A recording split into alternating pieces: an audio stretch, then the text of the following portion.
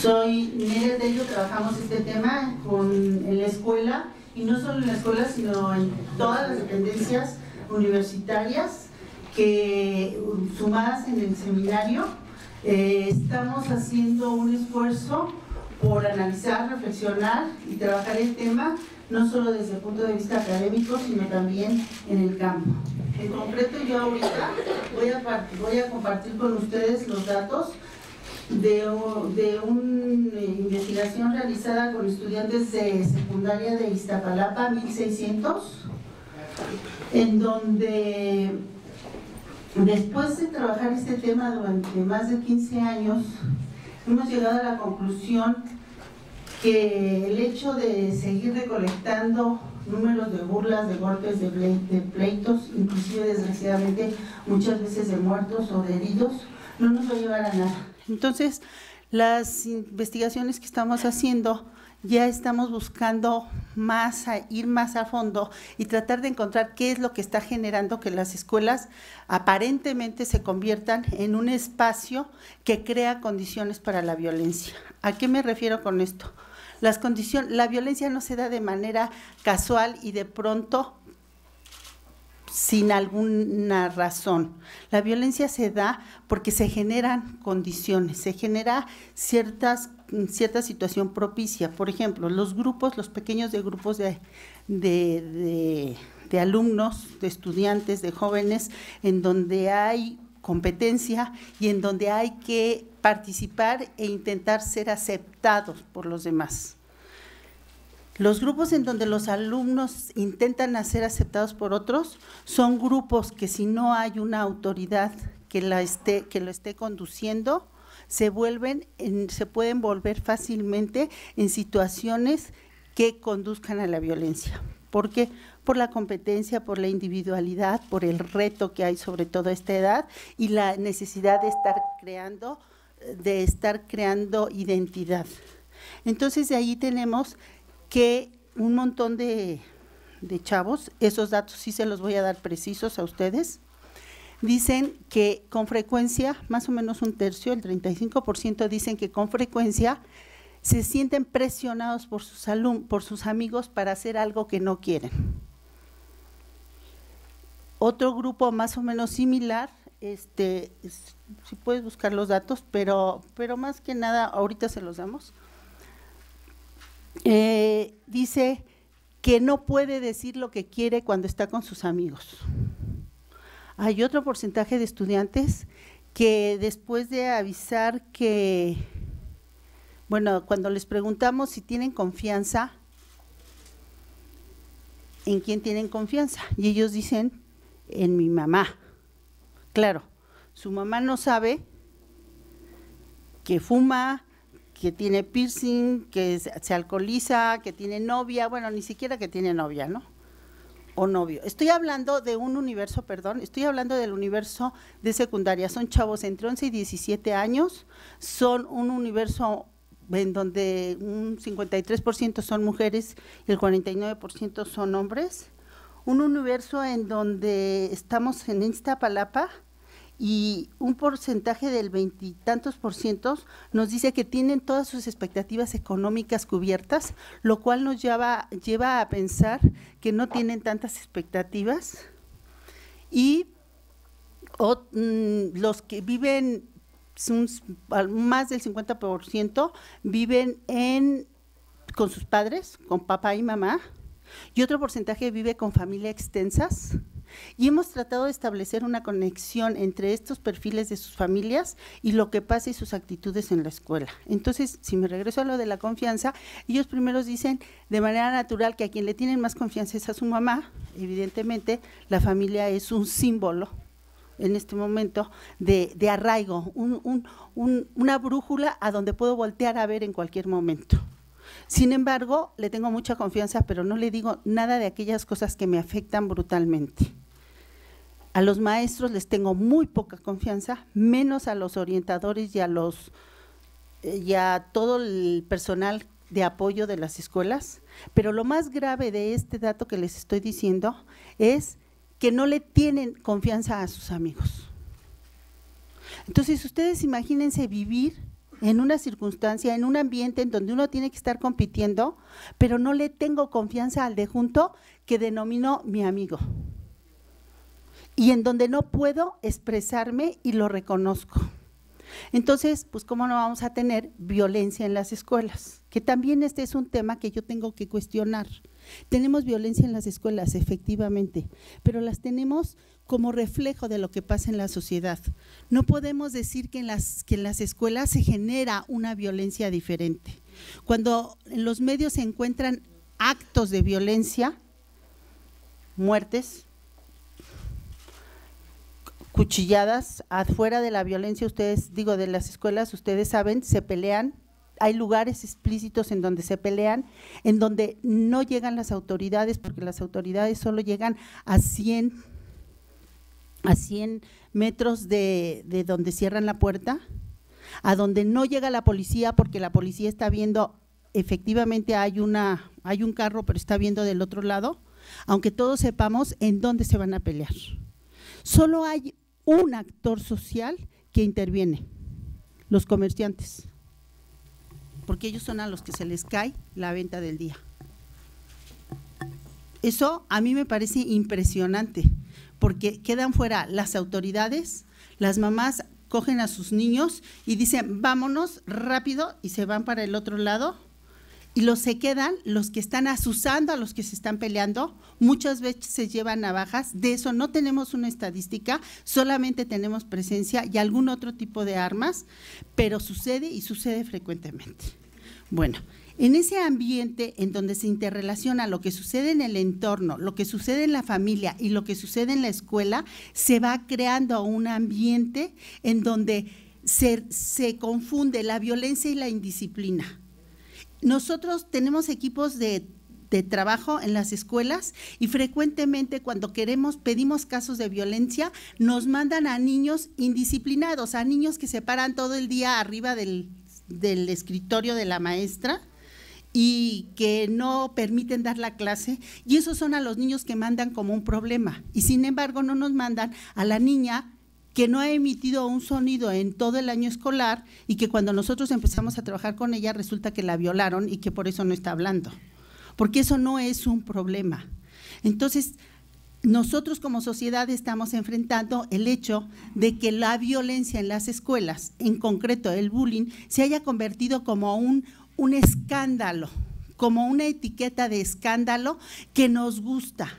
Y finalmente dicen los teóricos sociales que esta cierta fascinación por el transgresor es normal porque se ha dado siempre. La fascinación por el transgresor es continua, es histórica, no es ahora. Y entonces, por un lado hay transgresión en las escuelas y por el otro hay criminalización de las escuelas, estigmatización de las escuelas. Las escuelas lo que necesitan hacer es cuidarse continuamente para no ser señaladas como un centro de violencia. Más ahora que la ley castiga con salarios mínimos a aquel que se supone que sería el responsable de estar con el niño y que no pudo evitar el accidente que pasara. Otra cosa que tenemos que pensar es que los chavos no siempre dicen no siempre reconocen la violencia en las escuelas. Hace 15 años nadie decía que había violencia en su escuela, todos decían que su escuela era muy chida. Cuando ya le preguntaba si había un montón de cosas, entonces te decían que sí. Pero ahora todos te dicen, el 78% más o menos te dicen que sí hay violencia en sus escuelas. Pero hay un porcentaje, alrededor del 15%, que dicen que no hay violencia. Ese grupo de alumnos nos preocupa mucho.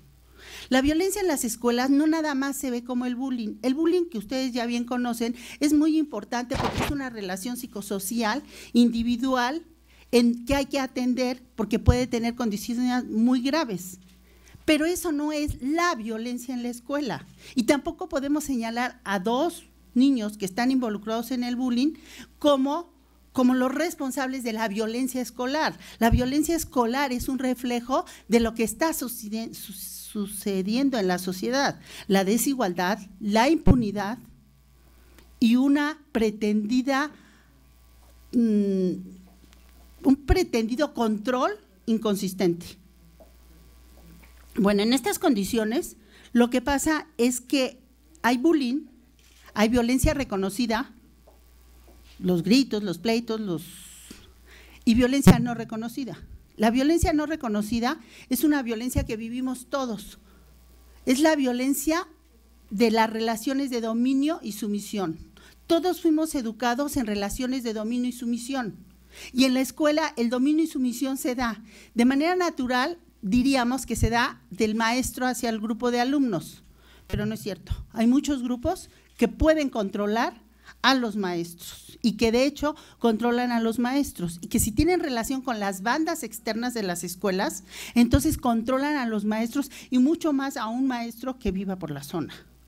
Y entonces, ¿qué es lo que pasa allí? Allí cualquier problema real se invisibiliza, no se ve, porque tienen miedo.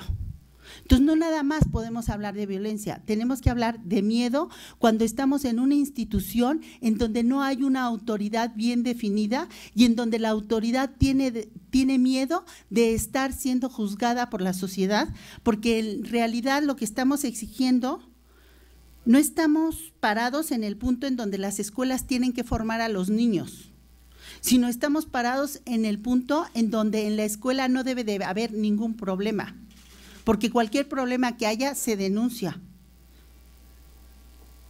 Y es al revés. Ahora, ¿qué hacen las escuelas para enfrentar este problema? Se echan la culpa con los padres de familia. Entonces, en las escuelas dicen, los padres de familia, las familias, aquí nada más están 4 o 5 horas y el resto están con sus padres de familia. Los que no educan son los padres. Y se vuelve un buscar al culpable, cuando en realidad es el entorno. Los alumnos hoy por hoy, casi el 40% dicen que prefiere estar en su casa que estar en la escuela. A mí me parece un dato verdaderamente impresionante. Claro, cuando la primera vez que lo vi, dije, ¿cómo? Ya después hurgamos en él. En su casa, pero sin sus papás y conectados. ¿Sí? Pero ¿cómo un chavo prefiere estar a solas en su casa y no en la escuela? Quiero decir, hay un grupo, por último, más o menos del 17% en todas las escuelas que sufre otro tipo de violencia, que es la exclusión, y que nunca denominamos violencia. Estos chavos son excluidos y son violentados por ser diferentes. No puede ser que sea porque eres el más feo o puede ser que sea porque eres el más bonito, pero es violentado por eso.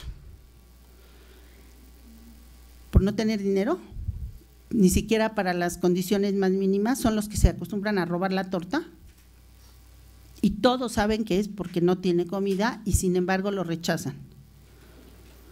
El que no tiene capacidad ni habilidad de aprendizaje y el que no tiene capacidad para relacionarse con los otros. He encontrado 2 situaciones más, que son aquellos que tienen problemas de adicciones y aquellos que tienen problemas de embarazo. A pesar de que existe un programa del gobierno local para apoyar a las niñas que estudian, a las estudiantes que están embarazadas, generalmente no son informadas de los beneficios que pueden tener y más bien son excluidas.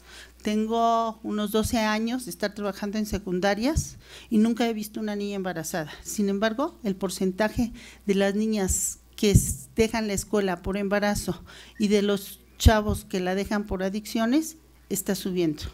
Cuando nosotros preguntamos si quieren dejar la escuela, hay un porcentaje también muy alto que dice que constantemente piensa en dejar la escuela.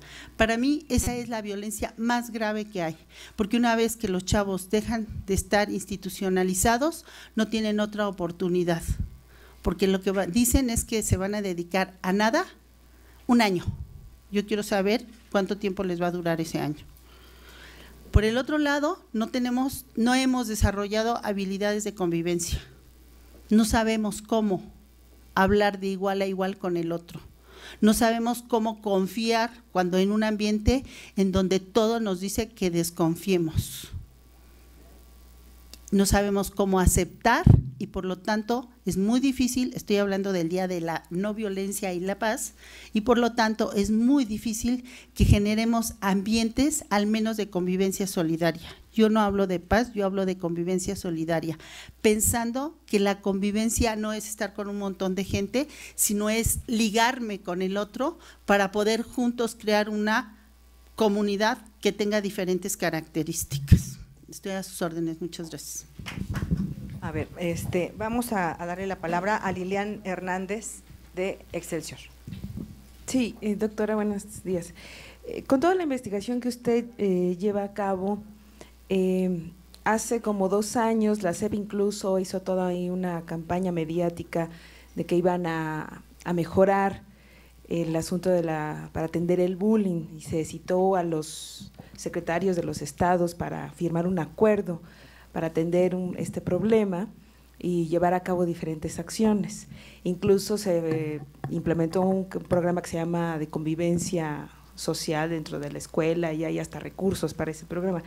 Y mi pregunta entonces es si considera que estos programas han tenido impacto, si los conoce o si las acciones gubernamentales no han tenido ningún efecto en los últimos 3 años, 10, que nos pudiera decir eso. Yo creo que los manuales de convivencia que ha sacado la SEP no tienen una filosofía adecuada, una orientación adecuada.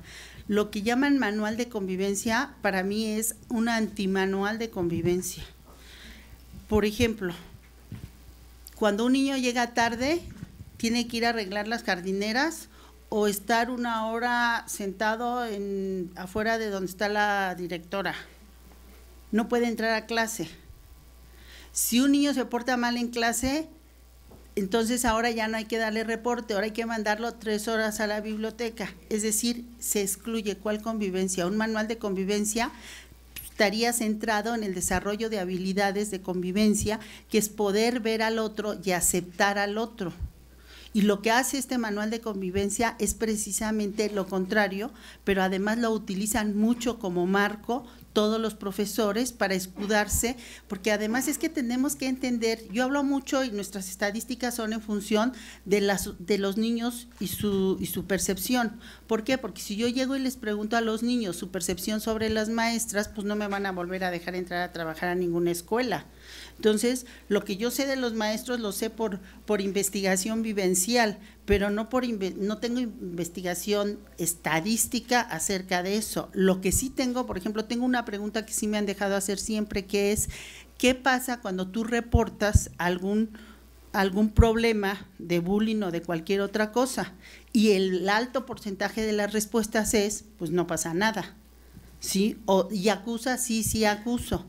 Pero ¿qué pasa? Todo sigue igual. Yo allí en la filmina correspondiente a esto, pues yo lo que digo es, luego queremos ir a denunciar cuando somos adultos. ¿Cómo vamos a ir a denunciar si toda nuestra cultura es no denuncies, no acuses, porque te va mejor? Entonces, no, ¿cómo vamos a cambiar como sociedad si en las escuelas no se está logrando formar un sujeto diferente?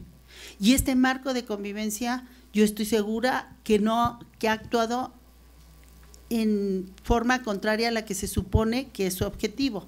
Y lo mismo agregaría de las leyes que han hecho en donde realmente criminalizan a los niños, a los maestros y a las autoridades de las escuelas, que en vez de darles un apoyo para poder resolver los problemas, lo que pasa es que se les amenaza con castigos, ¿no? Y nada más una segunda. El lunes pasado se presentó la encuesta nacional de adicciones en estudiantes.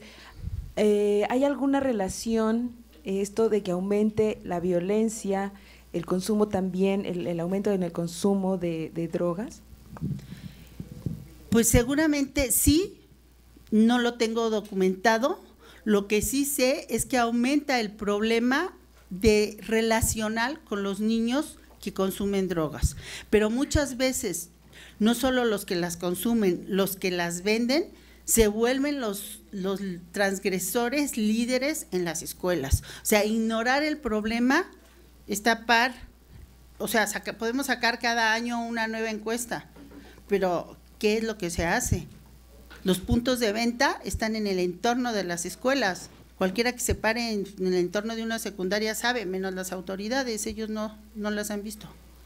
Entonces, sí creo que son problemas que no se han estado atacando y que hemos estado denunciando, pues yo por lo menos desde hace 15 años. Alejandra Aguayo, de Foro TV. Gracias. Iba a hacer justo la pregunta del ENCODE. Pero también me gustaría saber cuál es el dato relevante de esta investigación que se hizo en esta secundaria en Iztapalapa. Son varias secundarias.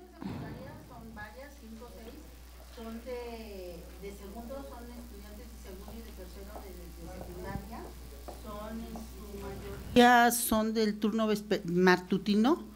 Y el dato de relevancia en donde, además de confirmar lo que ya sabemos, que cuando alguien habla reiteradamente en la escuela y a los otros alumnos no les gusta, se burlan de ellos y tienen apodos y a unos no los escogen en los grupos nunca. O sea, todo lo que alguna vez se vivió en la escuela, pero que ni siquiera se sabía que era violencia.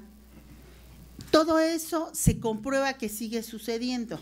Hay un adelanto, y el adelanto es que ya la reconocemos y los niños también como violencia. No, el adelanto no es tan fuerte porque ha sido tal el impacto de estar duro y dale con el bullying, que bueno, los niños lo que hacen es burlarse todo el día de no me hagas bullying, ¿verdad? Y entonces en vez de asumirlo como con una cosa con mucha seriedad, lo evaden a partir del manejo y del manoseo de la palabra, que no están haciendo otra cosa más que lo que hacemos los adultos en la sociedad. Pero lo más relevante para mí es encontrar que la violencia no solo tiene que ver con la droga, no solo tiene que ver con el medio ambiente en el que estamos hablando, sino tiene que ver con 3 acciones muy concretas: la desconfianza, la exclusión y el rechazo. Muy bien, y también esta encuesta lanzó que el consumo aumentó, pero la edad disminuyó. La edad pasó de 12 a 10 años, en la que los jóvenes están empezando 6 años, dijo ayer María Elena, ¿no? 6, bueno, yo me quedé en 10. Ayer dijo que 6. Entonces, en algunos casos, ¿se encontró en estas secundarias que esto sea algo que realmente está sucediendo o no se incluyeron drogas Mira, en este estudio? No, en el estudio no incluyó drogas, sin embargo, nosotros trabajamos en las secundarias, porque en esta escuela de trabajo social no solo vamos y hacemos investigación y hacemos encuestas, sino enseguida lo que hacemos es construir un modelo de intervención para ir a trabajar en la escuela. Y no soy yo la única que trabajo eso, sino a partir del SUIBE se está promoviendo que haya muchos más procesos de intervención en las escuelas a fin de encontrar modelos que podamos repetir, que en un momento dado sean pilotos, pero que sean muy sencillitos. Por ejemplo, una parte que hemos encontrado es la autoridad asertiva. Uno de los puntos pilares para lograr un cambio y que se nota en el momento que uno entra en la escuela es el tipo de autoridad que hay. Si hay una autoridad para empezar, la escuela es completamente diferente. Ahora, si la autoridad es asertiva, ¿qué quiere decir? Que es absolutamente clara, previsible y se cumple. Porque otra de las preguntas que hacemos es, ¿te dicen que te van a castigar y te castigan? Respuesta, no. Mi mamá me hace chilaquiles si llego tarde y está de buenas. Si llego temprano y está de malas, pues a lo mejor no me deja entrar. La maestra, no, la maestra, ay, tú llegas a la escuela y te dicen, es que yo tengo 17 reportes este mes. La droga circula. Hay muchas escuelas en donde, déjate la marihuana, el tiner, el olor a tiner en los baños, pues es invitar para que nunca nadie pueda dejar de ser adicto al tiner. Entonces, es un problema que existe y que nos está rebasando. Y que si eso nos lleva a que se haga en edades menores, pues seguramente que sí, yo nomás trabajo en secundarias. Bueno, y por último, ahorita se está dando a conocer un término llamado la afluenza, ¿no? Que se culpa a los padres por las actitudes que tienen los adolescentes, porque no han recibido educación, atención, etcétera. Y se victimiza al delincuente, porque realmente un chavo que golpea a otro al grado de casi matarlo, o que arrolla a 3 personas y las mata, ahora es el víctima, ¿no? Porque pobrecito, no lo educaron, no tuvo como esa atención en el núcleo familiar. ¿Cómo no permitir que esto pase? Que realmente los niños vean que va a haber consecuencias de sus actos, y no que se les va a victimizar y se les va a canalizar con un psicólogo o con un psiquiatra. Eso es a lo que me refería cuando hablaba de autoridad asertiva. O sea, tiene que haber un límite. Y uno de los principales problemas es que no hay límites y que tenemos tolerancia. En la presentación por ahí, la tolerancia a la violencia es uno de los problemas más grandes. Cuando sabemos que el chavo se dedica a robar espejos en las escuelas, pero todos lo aceptamos porque si no, no seríamos sus amigos. Entonces, bueno, pues eso lleva a socializar y a naturalizar eso. Y evidentemente, cuando la policía lo agarra, es la víctima de la policía. Entonces, y es lo que está pasando en esta sociedad. Entonces, nosotros estamos absolutamente convencidos de que es un problema que nos atañe a todos y que no lo vamos a resolver en la medida en que los padres de familia dicen que los maestros, y los maestros dicen que la padre de familia, y los maestros dicen que las autoridades. La única manera, y allí sí no puedo ser muy mediática, pero la única manera de resolver este problema es asumiendo que la responsabilidad la tenemos todos. Seamos padres de familia o no seamos padres de familia, pero mientras que estemos socializando ese tipo de comportamientos, en donde lo que nos interesa mucho buscar en esta sociedad a culpables y a víctimas. En cuanto sabemos de algún hecho delictivo, de algún problema, enseguida buscamos a la víctima. Bueno, yo entiendo que los medios hagan eso, pero no la sociedad. ¿Por qué la sociedad tiene que estar empeñada en encontrar a la víctima? Yo lo que tengo que estar empeñada y preocupada es en pensar ¿cómo le hacemos para que eso no vuelva a pasar en ninguna de nuestras secundarias? Yo diría que lo que necesitamos es 0 tolerancia en las secundarias de 3 cosas, no de más. No pretendo resolver todo al mismo tiempo. Pero ¿qué pasa si no dejamos que entre la droga? Vamos a tener problemas, porque en muchos lados del país, no solo he estudiado el DF, he estudiado en muchos lados del país, se tendrían serios problemas. Pero ¿no sería mejor enfrentarlos de una buena vez? Y el entorno de las escuelas, ¿sí? Y luego asumir que haya autoridad y asumir que los chavos tienen que formarse en las secundarias, algo tan elemental como eso. ¿Por qué no entendemos que a eso los llevamos? Llevamos a los niños a la escuela para que los formen, no para contar golpes. Muchas veces ellos mismos dicen, es que sí estaba jugando con él a golpes, pero es mi amigo y estábamos jugando y era juego. Y sin embargo, es siempre castigado. No es cierto. A veces los niños juegan a golpes. Hay que enseñarlos a manejar los límites y hay que enseñarlos a jugar a golpes, no en la orilla de la escalera donde se van a caer y se van a matar. ¿Sí? Tenemos que enseñarlos a manejar todos los riesgos y vivimos en una sociedad de riesgo. No podemos evitar que haya droga, pero sí los podemos enseñar a vivir en donde hay droga y a decir no a la droga. Entonces, sí creo que se pueden hacer muchas cosas y que no se están haciendo porque preferimos, como a la hora que escandalizamos con el bullying, asumimos que los responsables son los dos que están involucrados y sus familias, que no los educaron. Y se nos olvida que esa familia, pues seguramente el papá y la mamá tienen que estar trabajando y que seguramente tampoco tienen quien se los cuide y seguramente pasan mucho tiempo solos. Esa es otra pregunta muy impresionante. ¿Pasas mucho tiempo sin hablar con nadie? Y la respuesta es sí. Xochitl López Barrón, de Radio 1000. Buenos días. Yo tengo varias preguntas. Decía usted que los teóricos han advertido que siempre ha existido la violencia. Autoridades de salud señalan que ahora se han diversificado las formas de violencia, ¿no? Por el arma, por las drogas, por ese tipo de cosas. ¿Cuál es la propuesta concreta de la universidad, o bueno, concretamente de la escuela, en este Día de la No Violencia y la Paz? Dicen que los días que se conmemoran son para visibilizar los problemas. ¿Qué mensaje tendría que enviárseles a estos jóvenes, a los padres de familia?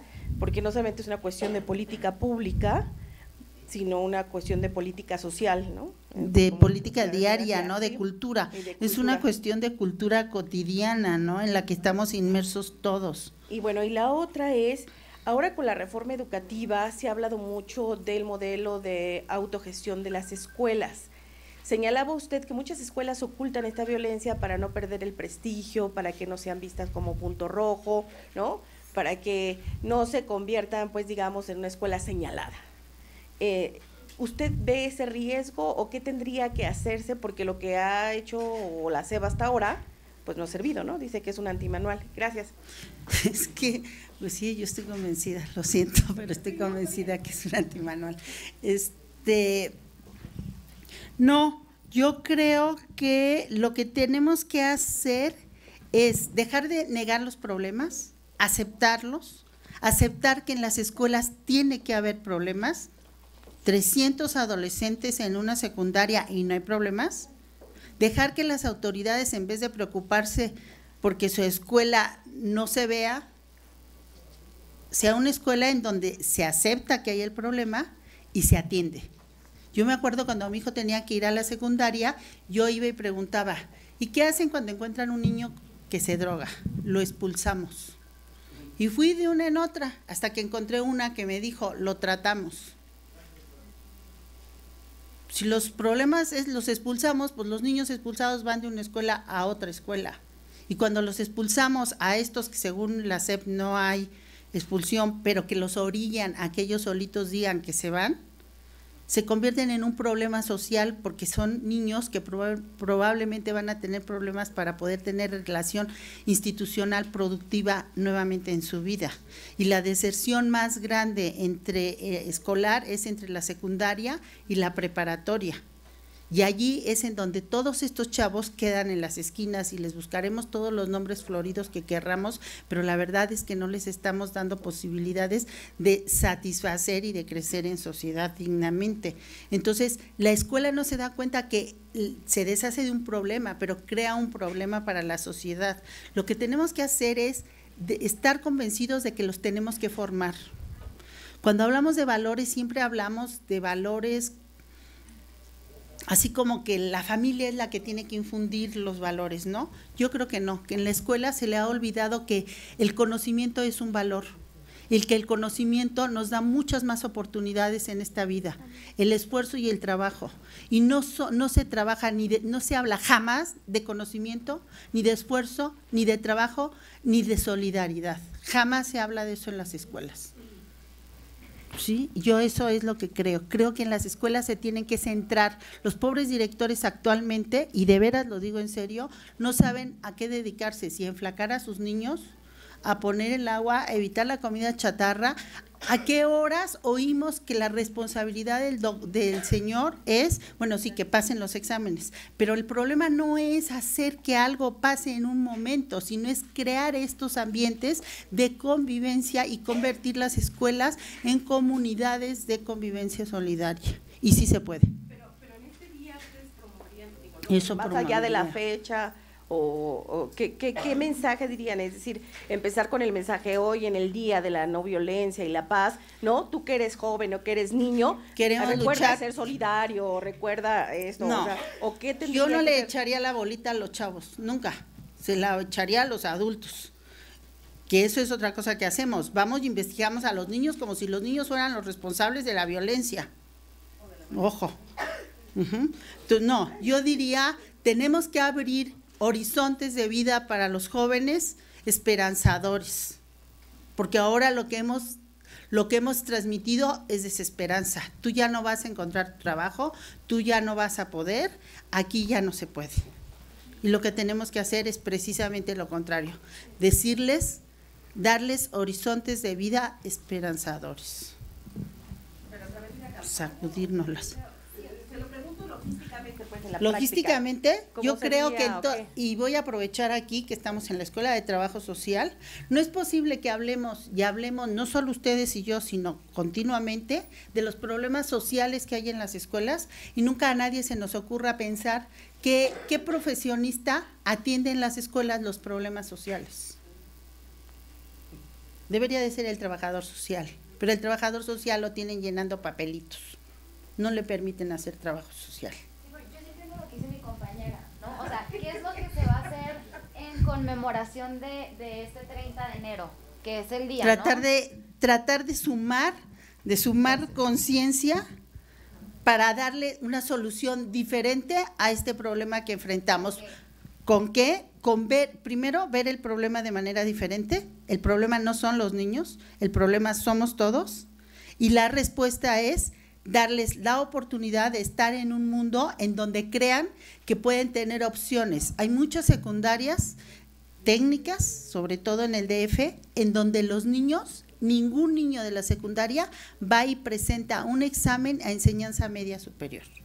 Eso es no darles esperanzas de vida, ni horizontes de vida. Horizontes de vida es, ¿qué vas a hacer cuando sea grande? Yo quiero ser esto, yo quiero ser matemático y voy a luchar por ser. No, a mí no me van a aceptar en la universidad. Emilio Olivares, de La Jornada. Buenos días. No te contesté. Maestra. Perdón, te lo preguntamos porque a nosotros… Ahorita trato. Lo que quieren que digas qué propuesta tiene, maestra. Hemos estado hablando de algo que todos sabemos que sucede. Todos sabemos que esto pasa y no ayer, o sea, desde hace 20 años. Pero ¿qué se va a hacer este 2016? ¿O cuál es la novedad para combatir esto que está pasando en las escuelas, en las secundarias? ¿No? O nomás estamos celebrando el día ahorita. ¿Qué se va a hacer?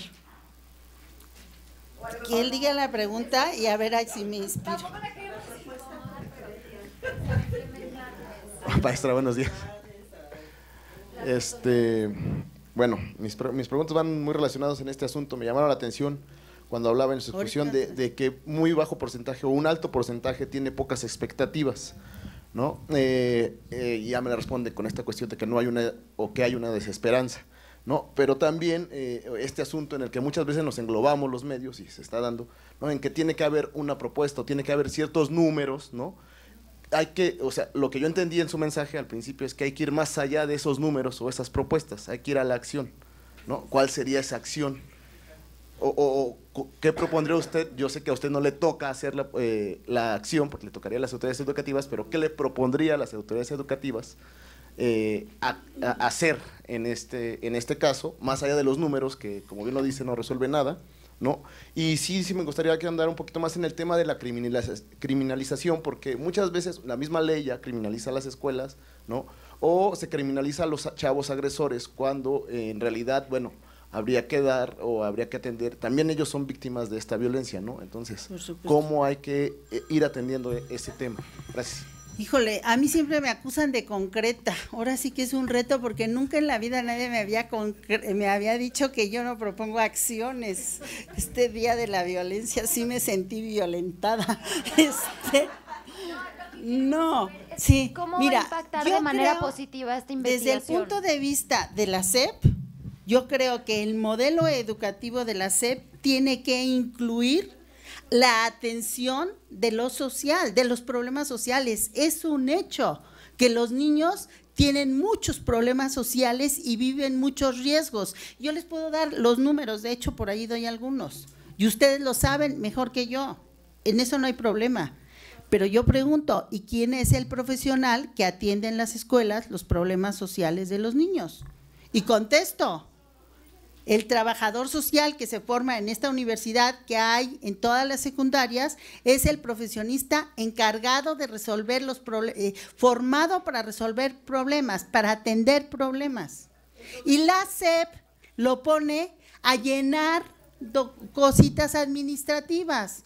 Una cosa muy puntual, muy concreta es que se establezca una política en donde en todas las escuelas haya profesionistas, trabajadores sociales o no, que se aboquen a la atención de estos problemas de los que hablamos todos los días, año con año, y al año siguiente volvemos a hablar de ellos. Yo fui con el subsecretario de Planeación de la SEP a hacerle esta solicitud y a decirle que quitara al trabajador social del área de apoyo y lo pasara al área sustantiva. Eso sería algo que impactaría el modelo de atención que se está dando en las escuelas, primera. Segunda, otra, todos los ciudadanos, las autoridades, los padres de familia, todos tenemos que asumirnos como responsables de este problema. No podemos pensar que la solución está en otro. Es esta sociedad la que está viendo los problemas a partir de el problema ya está. ¿Quién lo va a venir a resolver sin asumir que todos, y que no es cierto que podemos echarle la bolita a los padres de familia? Se la tenemos que echar. Los padres de familia pueden llegar a su casa a cuidar a sus hijos a la hora que sus hijos salen de la escuela. Es un modelo de estructura. ¿Qué se hizo cuando este problema se tuvo en Estados Unidos? Pues las escuelas salieron a las 5 y los padres llegaron más temprano, y entonces se pudo hacer que hubiera alguien en la casa cuando llegaran los chavos de la escuela.